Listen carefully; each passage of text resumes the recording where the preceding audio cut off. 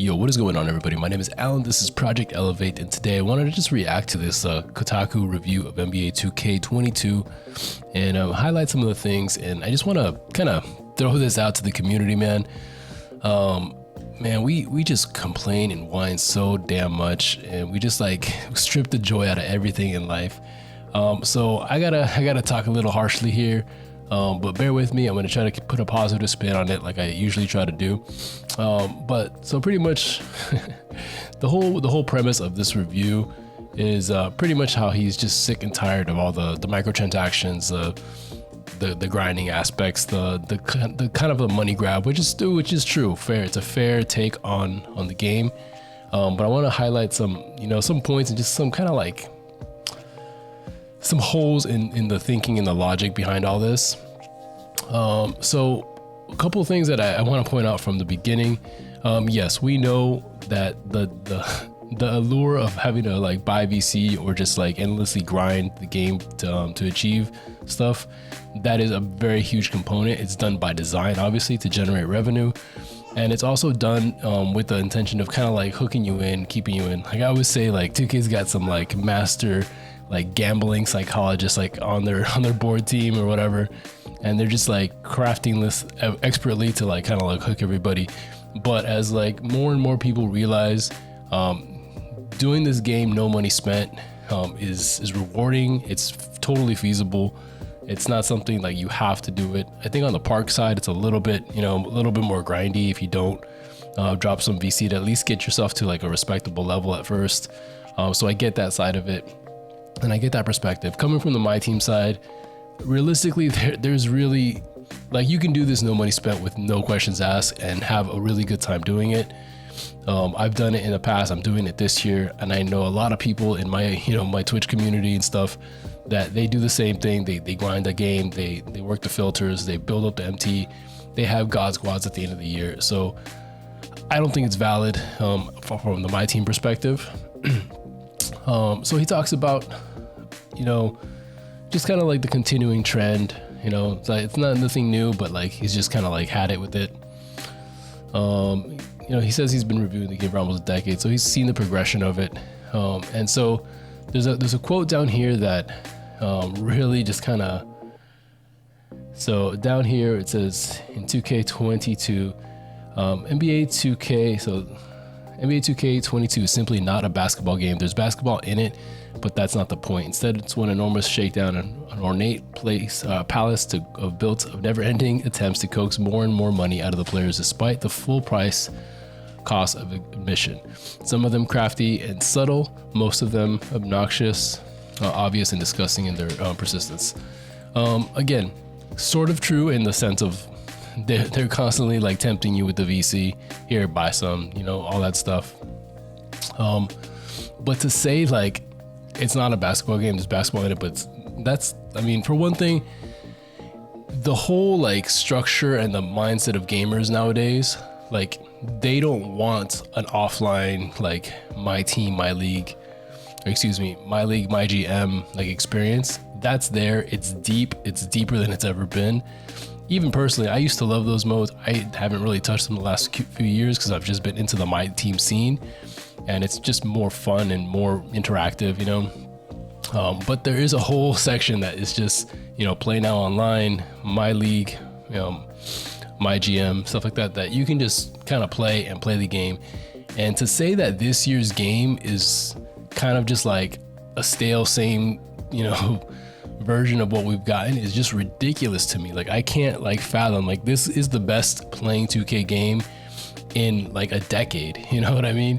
And the leaps and bounds that it's happened, between, especially on the next gen side, to say that it's the same thing that we've seen the past few years is just kind of crazy to me. And I kind of hear like the same like sentiment throughout the Twitter world, throughout the community of that. It's just always 2K, it's trash. Always 2K is trash. Like, are we playing the same game? You know what I mean? Like, the fact that like you have to like work your offense, generate good looks. You can't like just drive the paint and dunk. It's a completely experience. reworked way the shot, contest, dynamic sizing of the shot meter, so all that, how all that interplays. You have tighter windows, but shooting is a lot easier if you're open. If you have good shots in your hot spots, it's just going to be way more money than a contested, fading shot. Last year we had leaners, going in like crazy. Now it's just such a different experience on the little details of it that I just cannot fathom how somebody would say it's the same exact game. And I don't know, it's just the whole review to me, it just screams of kind of like the mentality that like we're just like living life, stripping joy out of everything, because it's cool to criticize, it's cool to like slam things, it's cool to be like the guy that's not impressed by anything. And like what kind of way to live life is that, man? Like, find joys in the little things. And again, if this is something that for whatever reason just doesn't do anything for you, there are definitely way more productive things to do with life than just playing a video game.